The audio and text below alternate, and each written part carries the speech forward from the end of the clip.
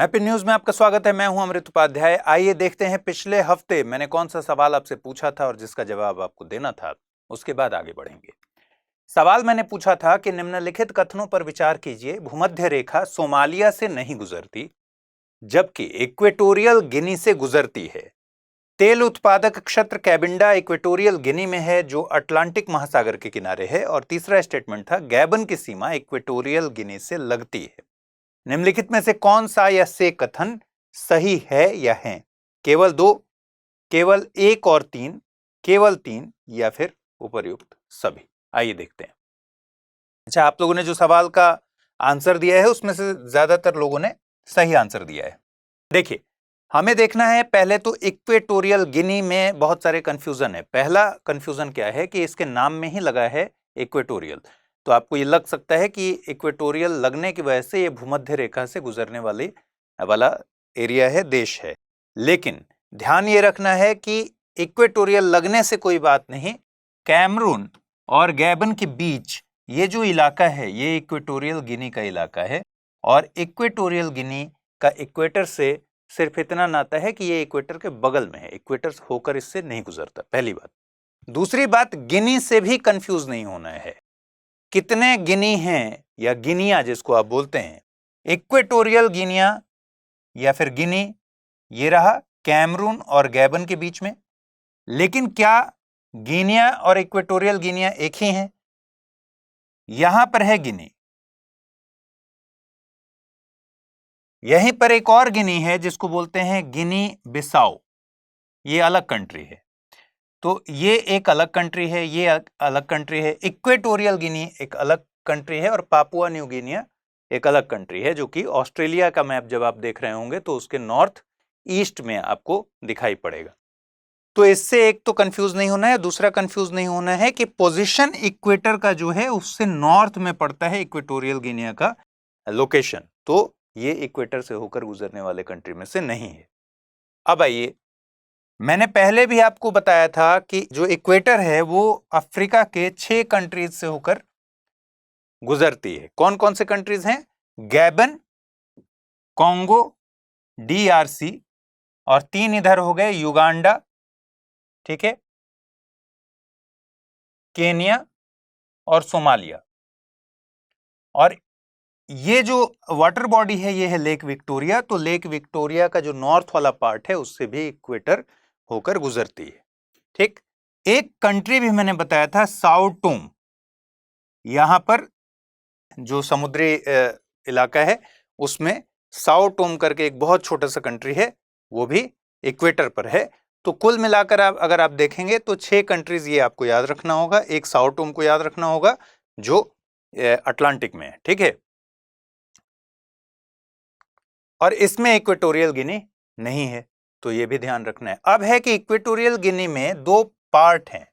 इसका एक continental part है जो ये है कैमरून और गैबन के बीच में, और इसके जो द्वीपीय हिस्से हैं वो, इसका नाम है बियोका, ठीक है, बियोको। बियोको के बाद पड़ता है साओ टोम जो कि एक अलग कंट्री है, बियोको, साओ टोम, और एक जगह है एनाबॉन, एनोबॉन, ठीक है। ये भी किसका पार्ट है?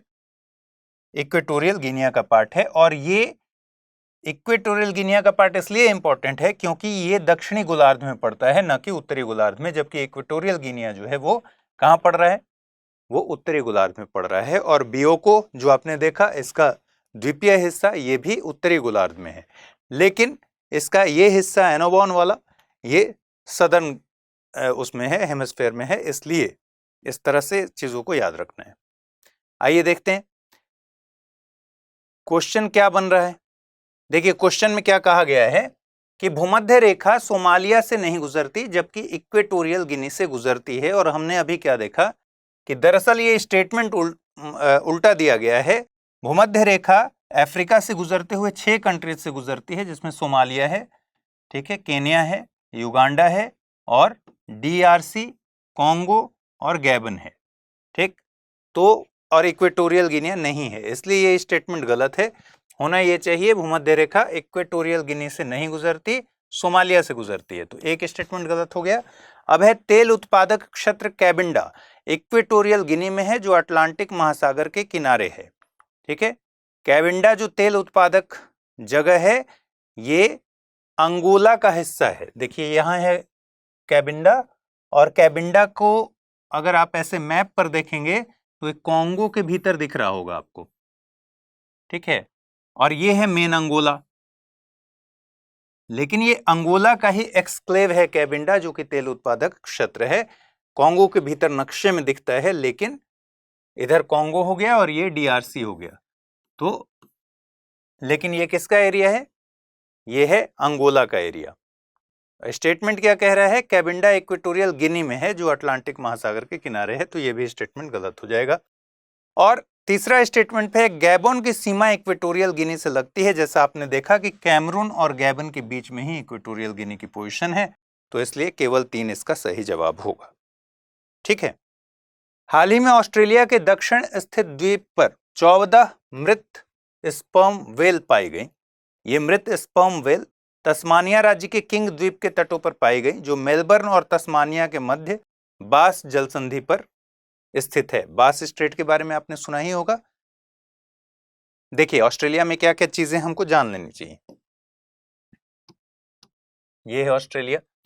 सबसे पहले हमको देखना चाहिए कि इसमें चारों तरफ से घिरे हुए जो सी हैं वो कौन कौन से इंपॉर्टेंट है। जैसे अगर तिमोर से शुरू करें, Timor Sea, Arafura Sea, Gulf of Carpentaria, Torres Strait, और यहां है कोरल सी। ठीक है, स्ट्रेट अगर छोड़ भी दें तो तिमोर, अराफुरा, गल्फ ऑफ कारपेंट्रिया और कोरल सी। अगर नॉर्थ से हम नॉर्थ ईस्ट की तरफ आगे बढ़ जाएं तो इस तरह से सी। अब आइए इधर वेस्ट में बात करें तो Shark Bay, Great Australian Bight, Spencer Gulf, ठीक है, और तस्मान सी। तो ये इसके इंपॉर्टेंट जो सी हैं इसके आसपास, उसको हम लोग ध्यान से देख लेते हैं। तिमोर, अराफुरा, गल्फ ऑफ कारपेंट्रिया और कोरल सी, बीच में टॉरस स्ट्रेट आ गया। एक स्ट्रेट इसके बिल्कुल नॉर्थ में दिखता है, एक स्ट्रेट इसके साउथ में दिखता है, जिसको बोलते हैं बास स्ट्रेट। तो आपको क्या याद रखना है कि बास स्ट्रेट जो है वो साउथ में है और नॉर्थ में क्या है? टॉरस है। ठीक है, बास स्ट्रेट किसको किससे जोड़ता है? तस्मान सी को जोड़ता है इंडियन ओशन से। यहां पर ये वाला हिस्सा जो कटा हुआ है बास स्ट्रेट के सदर्न पार्ट में दिख रहा है, मतलब नीचे दिख रहा है, ये है तस्मानिया। ठीक है, और यहां पर बास स्ट्रेट है, और जो नॉर्थ में हम देख रहे हैं वो है टॉरस स्ट्रेट। ठीक, पापुआ न्यू गिनिया मैंने बताया था आपको कहां पर पोजीशन है। आइए देखिए, अब हमको और क्या क्या चीजें जाननी चाहिए। एक लेक इसमें आपको बीच में दिख रहा है, इस लेक का उच्चारण बड़ा अजीब है, स्पेलिंग है EYRE, लेकिन बोलते हैं लेक ए। ठीक है, तो लेक ए सदर्न ऑस्ट्रेलिया में आपको दिखेगा। यहीं पर कोजेस्को करके माउंटेन पीक है, माउंट कोजेस्को। ठीक है, जो कि हाईएस्ट पीक है। ठीक है, तो इसका नाम है माउंट कोजियोस्को। कोजेस्को जो है वो हाईएस्ट पीक है ऑस्ट्रेलिया का। ठीक है, हाईएस्ट पीक। अब जो गल्फ ऑफ कारपेंट्रिया है ये बड़ा इंपॉर्टेंट है, आजकल बड़ी खबरों में है। क्यों खबरों में है? 2015 में गल्फ ऑफ कारपेंट्रिया में लगभग 40 मिलियन के करीब मैंग्रोव वन जो वहां थे, उन ट्रीज को धीरे धीरे वो डेड हो गए, मर गए। ठीक है, तो ये अनुमान लगाया गया कि ये एल नीनो इफेक्ट है जिसकी वजह से इतनी बड़ी तादाद में वृक्ष मर गए हैं। लेकिन अब एक स्टडी हुई और स्टडी में क्या पता चला कि दरअसल ये मून वॉबलिंग की वजह से ऐसा हुआ है। ठीक है, चंद्रमा का जो जिस ऑर्बिट पर चंद्रमा अपना चक्कर लगा रहा होता है उसमें एक साइकिल चलता है, 18.6 साल का एक साइकिल चलता है, और उसमें जो फेरबदल होती है उसकी वजह से यहाँ पर हाई टाइड और लो टाइड की वजह से पानी की कमी और पानी की अधिकता की वजह से ये चीजें हुई हैं आप उस स्टडी के बारे में पढ़िएगा, वो बहुत ही अच्छा है। और ये कंसर्न जो स्टडी में जताया गया है कि आने वाले समय में 2030 में हो सकता है कुछ और परिणाम यहाँ पर देखने को मिलेंगे। ठीक है, तो गल्फ ऑफ कारपेंट्रिया इसलिए भी चर्चा में है। चलिए, ग्रेट बैरियर रीफ आप जानते हैं नॉर्थ ईस्ट इसकी पोजीशन है ऑस्ट्रेलिया के। ठीक है, और लेक हो ही गया। आइए देखिए कुछ डेजर्ट देख लीजिए, जैसे Great Sandy Desert, Gibson Desert, ठीक है, सिम्पसन डेजर्ट और ग्रेट विक्टोरिया डेजर्ट। ठीक है, तो Great Sandy, Gibson, Great Victoria, Simpson ये डेजर्ट हैं। और यहां दो नदियां बहुत इंपॉर्टेंट हैं, एक है मर्रे रिवर या मुर्रे, ठीक है, और एक इसकी सहायक नदी है जिसका नाम जो दिख नहीं रहा है उसका नाम है डार्लिंग। तो मर्रे डार्लिंग भी इंपॉर्टेंट है।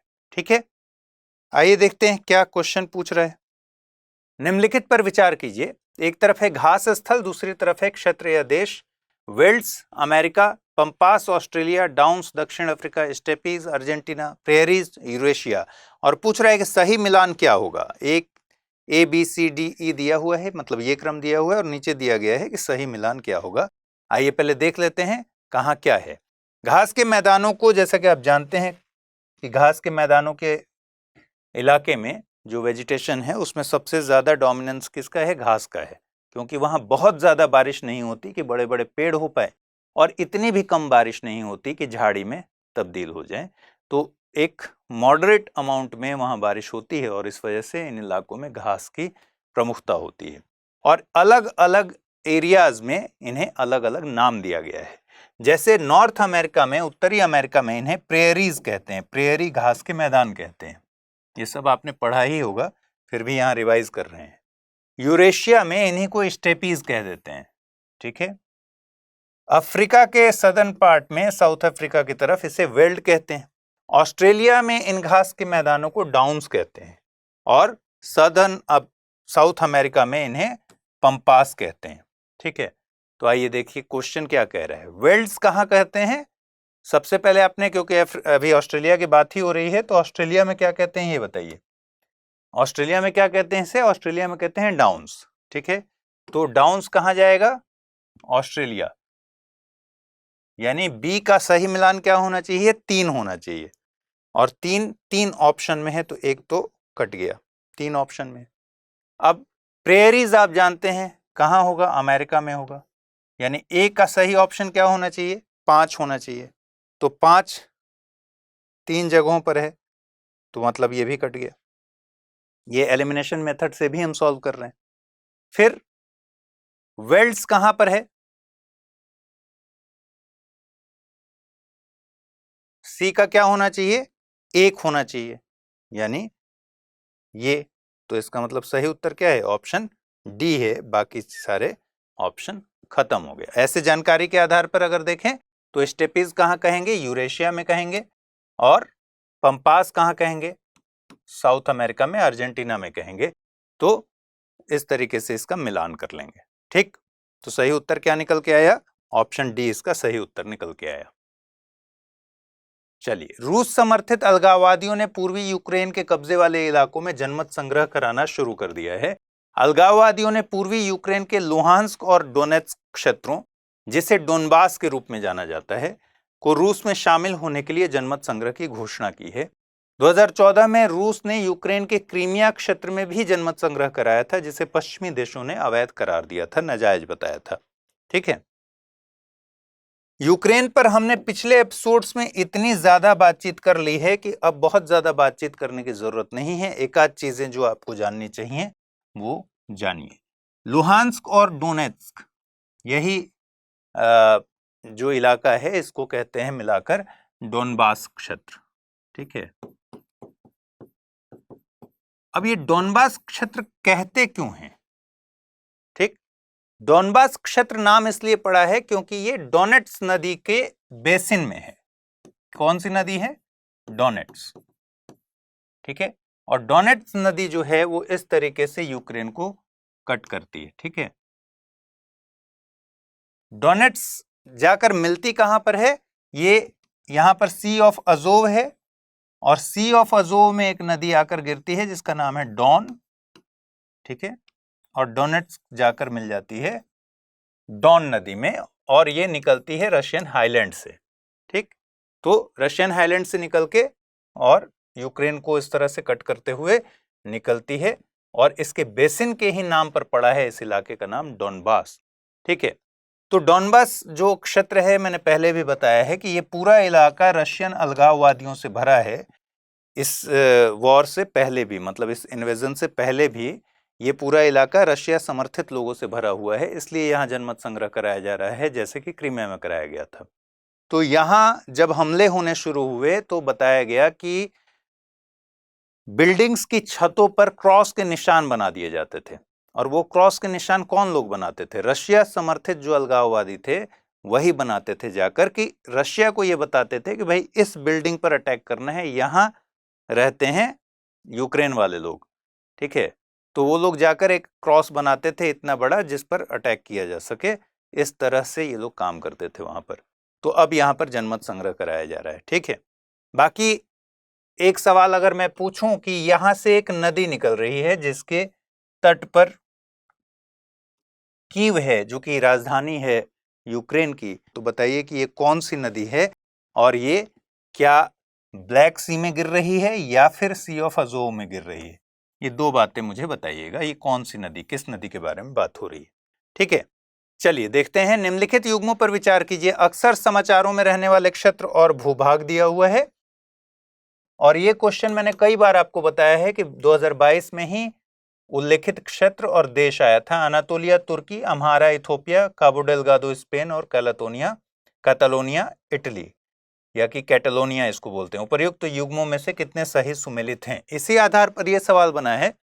एक तरफ है डोनबास जिसके सामने लिखा हुआ है मध्य एशिया, नागोर्नो काराबाख जो कि हमने पिछले एपिसोड में डिस्कस किया था, कॉकेसस क्षेत्र, कैटालोनिया पूर्वी Europe, Oromia horn of Africa, और कह रहे हैं कितने युग्म सही सुमेलित हैं। और ये सारे जो एरियाज हैं ये बहुत ज्यादा चर्चा में रहे हैं, आपको पता होना चाहिए।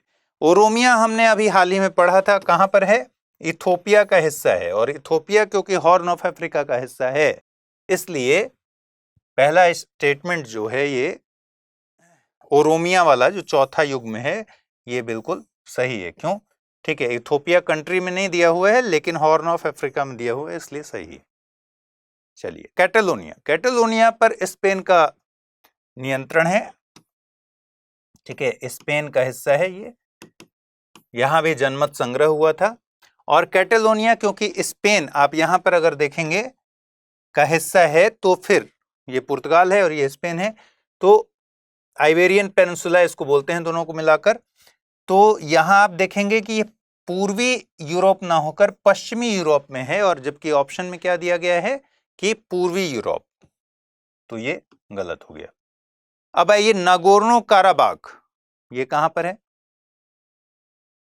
देखिए, कॉकेसस का जो एरिया है जिसमें कि मेजरली अगर मैं कहूं कहां कहां फैला हुआ है कॉकेसस का पूरा रेंज, तो रशिया का जो सदर्न पार्ट है, ठीक है, सदर्न रशिया, उसके अलावा आर्मेनिया, अजरबैजान और जॉर्जिया, अजरबैजान, आर्मेनिया और जॉर्जिया, ये जो पूरा इलाका है इसको कॉकेसस रीजन बोलते हैं। और ये किनके बीच का रीजन है? ब्लैक सी और कैस्पियन सागर के बीच का रीजन है। ठीक है, तो मतलब हुआ एक तरफ ब्लैक सी हो गया, एक तरफ कैस्पियन सागर हो गया, और ब्लैक सी और कैस्पियन सागर के बीच में इस तरीके से कॉकेसस का रीजन है। ठीक, ऑप्शन क्या दे रहा है? नागोर्नो काराबाख, कॉकेसस क्षेत्र, तो ये बिल्कुल सही है दूसरा ऑप्शन। और डोनबास आपने देख लिया क्योंकि यूक्रेन का पार्ट है तो ये मध्य एशिया में हो नहीं सकता, इसलिए ये गलत है। सही उत्तर क्या होगा? 2 और 4। और पूछ क्या रहा है? कितने युग्म सही सुमेलित हैं? मतलब ऑप्शन बी, केवल 2 युग्म सही सुमेलित हैं।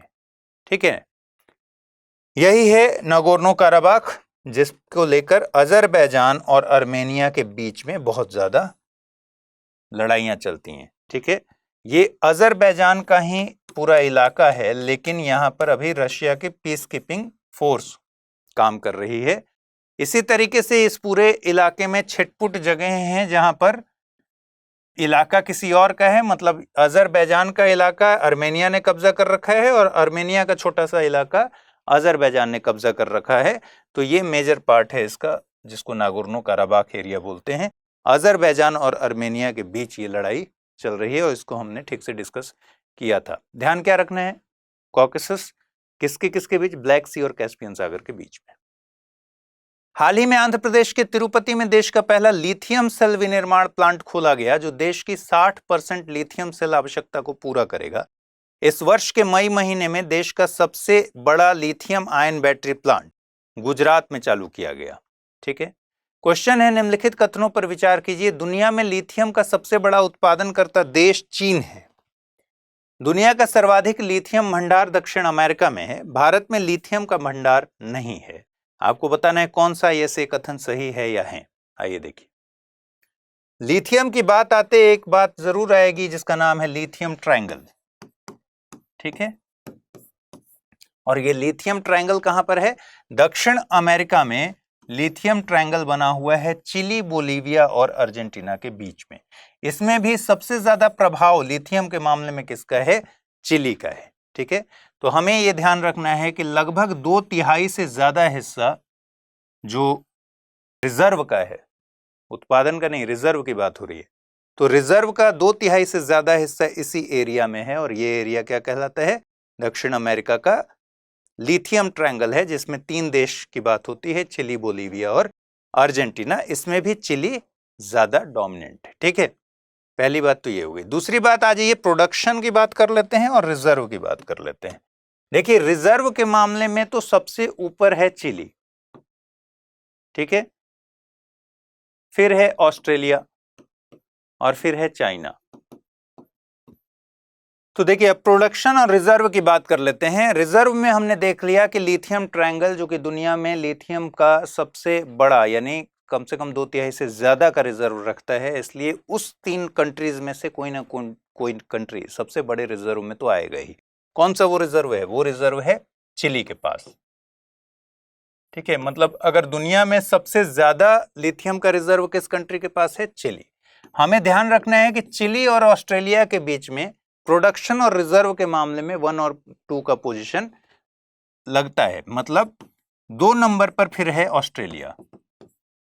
जबकि ये हो गई रिजर्व के बाद, जैसे ही प्रोडक्शन की बात करेंगे ऑस्ट्रेलिया पहुंच जाता है 1 नंबर पर और चिली आ जाता है 2 नंबर पर। ठीक है, तो ये भी बात आपको ध्यान पे रखनी है। देखिए, ये जो है ये दिखा रहा है ऑस्ट्रेलिया का प्रोडक्शन, फिर चिली और फिर चाइना। लेकिन हमें यह रखना है कि प्रोडक्शन में ऑस्ट्रेलिया 1 नंबर पर है, चिली 2 नंबर पर, लेकिन जब रिजर्व की बात आएगी तो चिली 1 नंबर पर और ऑस्ट्रेलिया 2 नंबर पर है।